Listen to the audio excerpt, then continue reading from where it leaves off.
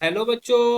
हमारा प्रश्न दिया हुआ है कि निम्न में से जलीय माध्यम में प्रबलतम क्षार है। ऑप्शन ए में दिया हुआ CH3NH2, ऑप्शन बी में दिया हुआ है CH3 तीसरा में दिया हुआ है NC CH2NH2 और चौथे में दिया हुआ है C6H5NHCH3। चलिए समझते हैं इस प्रश्न को। अगर बात की जाए इस प्रश्न की मुख्य अवधारणा की, तो हमें समझना होगा कि क्षारीयता का क्रम क्या होता है।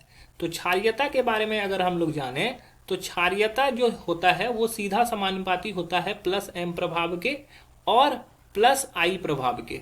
ठीक है, वही व्युत्क्रमानुपाती होता है माइनस एम प्रभाव के और माइनस आई प्रभाव के। इसके बाद क्षारीयता जो होता है इलेक्ट्रॉन घनत्व के भी सीधा समानुपाती होता है। जितना इलेक्ट्रॉन घनत्व बढ़ेगा वो सीधा समानुपाती होगा। चलिए समझते हैं इस प्रश्न को। अब यहाँ पर क्षारीयता का क्रम अगर बात करें तो अगर पहला ऑप्शन देखें तो पहला ऑप्शन में दिया हुआ है CH3NH2। तो यहाँ पर 1 डिग्री अमीन है। ठीक है, इसके वजह से इस पे प्लस आई प्रभाव पड़ता है, प्लस आई प्रभाव पड़ता है तो ये क्षारीय होगा।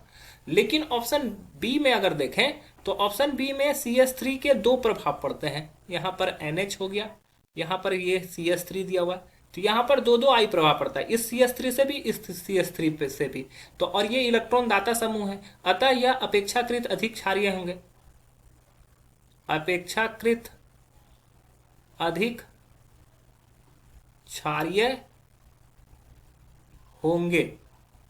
ठीक है, अब बात करते हैं ऑप्शन सी की। ऑप्शन सी में दिया हुआ है CH2CN और यहाँ पे ये NH2।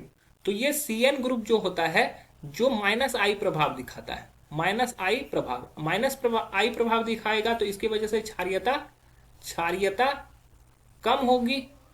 क्योंकि हम लोग देखे हैं कि क्षारीयता जो होता है माइनस आई प्रभाव के व्युत्क्रमानुपाती होता है, मतलब कि आई प्रभाव जहां पे माइनस आई प्रभाव बढ़ेगा तो क्षारीयता कम हो जाएगा। तो ये माइनस आई प्रभाव बढ़ाता है, अतः यह क्या करेगा, इसकी क्षारीयता सबसे कम होगी। और ऑप्शन डी में देखेंगे तो यहाँ पर क्या है, बेंजीन रिंग प्रेजेंट है, ये C6H5 और यहाँ पर N, यहाँ पर CH3 और H।